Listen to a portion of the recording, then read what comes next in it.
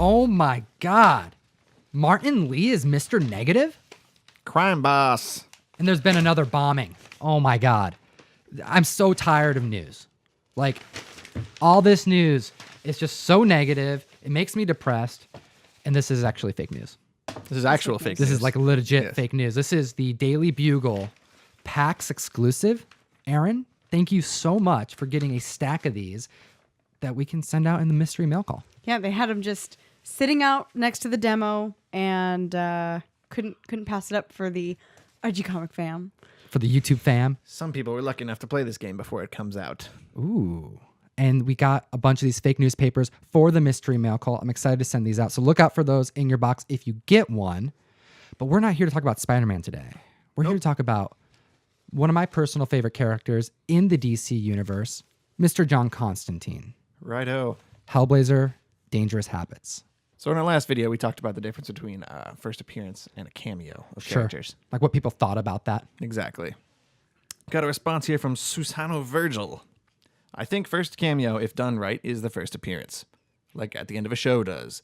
They leave you anticipating the next issue and rushing to the comic shop, waiting till they open to get your hands on the full appearance of the comic. That's a good point. Kind of get you excited about that first appearance. Yeah. So you have the cameo, and you have the first full. Makes sense. I like it. Makes sense to me. Then I had a comment from Nexus Verbal. He says, Tom, anyone ever tell you bear a striking resemblance to Ted Raimi? I don't know who this is. Me neither. What do you think? You must look like him if someone thinks so. The nose. The nose? Maybe it's the nose. I don't know. Hopefully it's not the receding hairline. Then we got a comment from our bud Kyle Carson. Kyle. Mr. Wonder Slush, happy 100 episodes, he says. Woo. I don't truly understand why cameo appearances are particularly sought after, but that won't stop me from trying to get Conan the Barbarian 23. Ooh, Red Sonja. Heck yeah. And Yeah. she's got a confusing amount of number ones. She does. So. Yeah, she does. I love Conan. He loves Conan like he loves She-Ra. I like this one. Aaron is cool, comma, thumbs up. I couldn't have said it better myself. I agree that Aaron is cool. And thank you for being part of the podcast now, Aaron. I like that comment. And I think our audience right now should like the video before we move anywhere forward because it's really important to like the video. Let's dive into Hellblazer issue number 42, the next issue of Dangerous Habits. Correct. How about that lighthouse cover? Ooh, it's awesome by Tom Canty. Ooh, painted. Gorgeous. It looks pretty darn cool. Did you notice Satan's on the front too? A little bit of a foreshadowing, maybe. Ooh, yeah. He's like in the water. A shadow, no less. Yeah, very cool. Very Oh, cool. like shadows, how they follow you? Ooh, wow. Oh, I love this. We're getting ahead of ourselves. We are. Let's Let's bring it back a little bit. How did we end the last issue? The last issue ended with Mr. John Constantine finding out he's got cancer and that he really is kind of screwed and out of options. Yeah, this isn't supernatural. This isn't a deal with the devil. Yeah, he got cancer from smoking cigarettes and he's going to die. So he's got to figure out if he can do anything to get around that. What does he do? Where does he go? He decides to try and find one of his old friends. A not dead one. Right, yeah. One of the that's not dead or angry at him. One that kind of knows magic. So I would imagine that narrows the choices down a little bit at least. So he travels to Ireland. He's got to go meet his friend. Yep, hooks up with his old buddy Brendan. It's a bit of a drinker, but that's okay. Yeah, it's like within the first 3 panels, they're pouring shots. Almost immediately when he walks in the door of his buddy Brendan's lighthouse, like, hey, let's get drunk. Constantine's definitely like in this mode of, all right, I really just want to like talk to him immediately about my problem. He's there about business. But he's like, but this guy probably wants to drink, and he's such a drunk, but I got to just do it. Got to be nice. They sit down and start just going on about the old times. You know, they're catching up. They haven't seen each other in like, what, 20 years? It's been a while. Something like that. So they're talking about, ex-girlfriends and people who are no longer with them, in the dating sense or in the life sense. I mean, Brendan says, hey, you still doing the magic stuff? The sorcery, he calls it. Yeah, he's so like, out of it that he's referring to it by like an old-timey name that nobody uses anymore. Kind of insinuating that he's not doing it anymore. Exactly. But we find out that he is. He kind of is in his own little way. He is. He is and he isn't. So they're chatting, they're drinking, and you find out something pretty interesting because John thinks his buddy's just a drunk, right? But that's not what it's about. He refers to it as his own religion in a way, kind of like why even go to church? Why hang out with people in a church when you could just be at a pub with your friends and some pints? You know, that's my religion. Yeah, drinking, conversating, having a good time with like fellow people, Sure. right? Like-minded individuals. Exactly. So they're drinking because John is trying to just get to a position where he can share with him his burden, why he's actually there.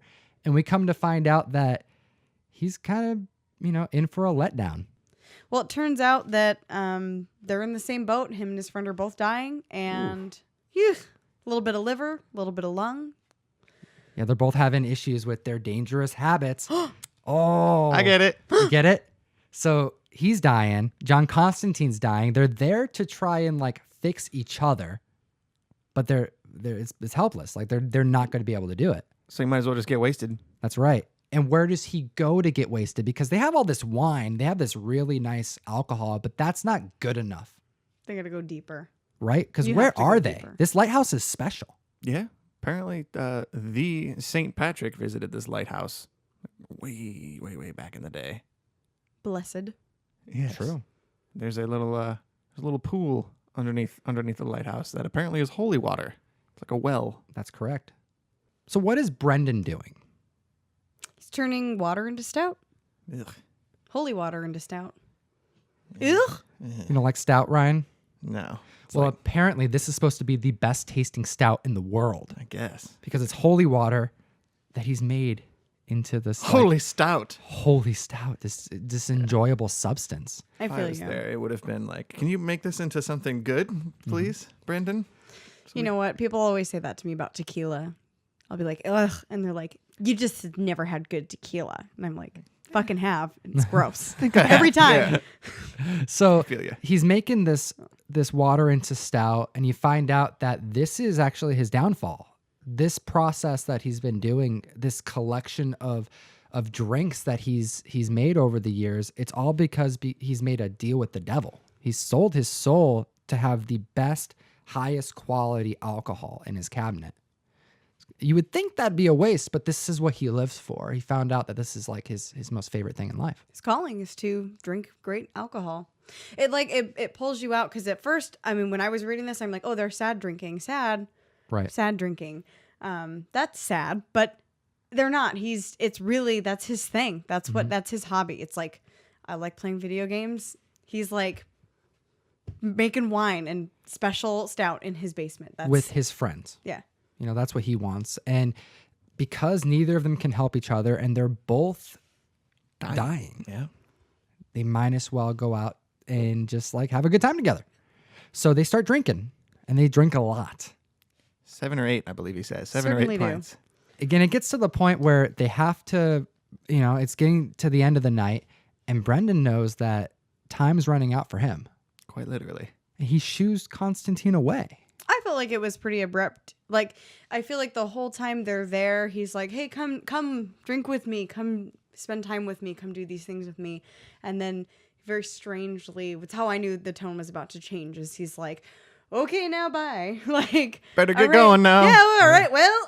We're good and shit faced, I'm so going to go ahead and die now. hit the road. Goodbye. And, turns to find out, goes up the stairs, and what does he do, Tom? Well, he smells something. He smells and feels a malicious presence. It's Lucifer. It's Satan! Satan! That was good. It's good, right? It's good Ace Ventura. I like that too. Thank you for knowing where I was at with that. It's my entire childhood. Yes. Satan is there to collect Brendan's soul. He exchanged his soul for the ability to make the best stout in the world. And they have this like conversation. Satan and John have a very quick conversation because John could just leave. I mean, he's like, all right, see ya later, Satan.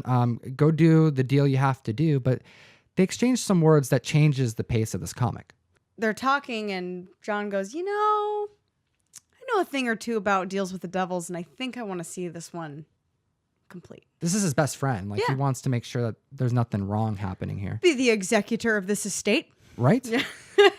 Yeah. Satan even goes as far to say, like, you know, your friend Brendan even put a little clause in our deal that if I don't collect by midnight on the day he dies, I can't collect on his soul. I don't really know what that would mean. Like, why wouldn't the devil be able to collect it by midnight? I feel like... I think it's just a last-ditch effort to give him a chance of surviving in the event that something goes wrong. And Lucifer would typically probably say no to anything because the deal is for his soul. But because it's so trivial, he's like, sure. Yeah, you want a little piece of hope? Sure. If I don't collect when I say I'm going to. But that never happens. Yeah. But you know what? You busy don't on tell. Another call. Yeah, right? Somebody died at the same time. He's busy grabbing that soul, I guess. Something. I mean, in the bathroom. Yeah. I can say one thing. Stuck on the shedder. Yeah. You don't say something like that to John Constantine because that just gets his wheels ticking. He was about to walk out the door until he mentioned that, and now he's got an idea. He's interested. I don't really think that John intends to act on that opportunity until the devil sets him off. And he does that by mentioning his dad. In fact, the devil knows who John Constantine is, and John's even surprised. He's like, "You know me?" And the devil goes, "Well, yeah, dude, I know your dad. And your dad's a piece of crap, basically. And your dad's a piece of crap because he doesn't like you." Yeah, he's actually in hell because he doesn't love his son. Yeah. Ooh. That's rough. Yeah. So that makes him really angry. And that's my favorite panel, is a couple panels just a little bit later when you see John get angry and he's like, "Nope, fuck you. You're not taking my friend. I'm doing something about this." And then right after that, you see where John Constantine knows what he's going to do, which I think is really cool because us as the audience, we don't necessarily know what his plan is yet. Later, there's I think a panel where we're all on board with what's about to happen. But I like that panel because it's the artist showing John knowing what's going to happen, but we're not quite there yet as an audience. Sure. Yeah. But that face, something That's a John is in his head. Constantine. Yeah. He's like, all right, Committed now. I'm committed. Taking you out. So John's starting to think about a con now. He's like, okay, how can I help my friend in some way? Well, he tells the devil that he's got to go and watch this take place. He wants to make sure there's no shenanigans happening as the devil takes his friend's soul to hell. I don't know how, like, what could go wrong. It sounds like that's all bad, but he's going to go in there and watch it happen. And with his friend's body on the ground dead, John makes a suggestion to the devil. Hey, we have this stout here. This is really good alcohol. I've always wanted to share a drink with the devil. What better time than to do it over my dead friend's body? That would be epic, wouldn't it? As epic as my eyebrows? Yeah, just as epic as your eyebrows. Shout out to that comment. And they have a drink, but here's the thing. The drink is not something that Satan would be able to consume.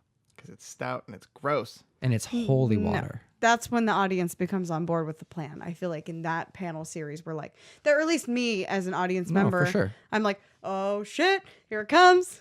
That's right. Yep. It went right over my head. But, Really? Yeah, you weren't expecting it? You're like, oh, they're drinking. They're just going to get drunk and then he's going to go on his merry way. Well, he surprises the devil because the devil's drinking holy water and starts to like corrode from the inside. It reminded me of like True Blood when the vampires die. Oh, yeah, they just like turn into a puddle. Yeah, like just coagulated vampire. So like guts. as Lucifer's drinking the holy water, like the holy water starts splitting him open. John Constantine grabs one of the empty wine bottles, breaks it, and smashes and gashes his face. You can see an eyeball flying out. It's kind of like Glenn from Walking Dead style, but like decades ago. Too soon. You know, a little too soon, right? But it's what happens. John takes out the devil. The devil falls into the pool of holy water and gets sent back to hell. He saves his friend's soul. Still dead, but he's going to heaven. Damn, what a long day. Yeah, starts out getting seasick, throwing up over a ferry boat, and then you're cutting Satan's face open and kicking him into some holy water, and your friend's dead. Yeah, it's just like, this is like the day in the life of Constantine. I guess. Yeah. He has a really good moment with his friend, though. One that I'm sure he's always going to remember. And what a way to go. I mean, like, if you're going to die, and your last drink is apparently the best tasting stout made from transformed holy water, made after a deal you made with Satan. I mean, that's a pretty good way to go. Can't top that. For someone that drinking is their religion, definitely. I agree. And I'm curious. I want to know from the audience, this is your last day to live. Who are you drinking with and what are you drinking? Put your answers in the comment section below. Dead, alive. Oh, yeah, your choice. Make it fun. Supernatural drink. Yeah, regular drink. Get weird. Get weird with it. Let's get weird with it. And this is how we wrap up issue number 42 of Hellblazer. Constantine has to go and figure out another way to get rid of this cancer. He's kind of back at square one here. He's back at square one with one less friend. Oh, yeah. So yeah, he's square going zero. You're going the wrong way, man. You're going the wrong way. -1. Negative Right. one. Mm-hmm. That's a downer. We do appreciate your time, though. I'm your host, Comic Tom. And I'm Ryan, the fire guy. I'm Aaron. Thanks for watching. Geek responsibly. Enough said.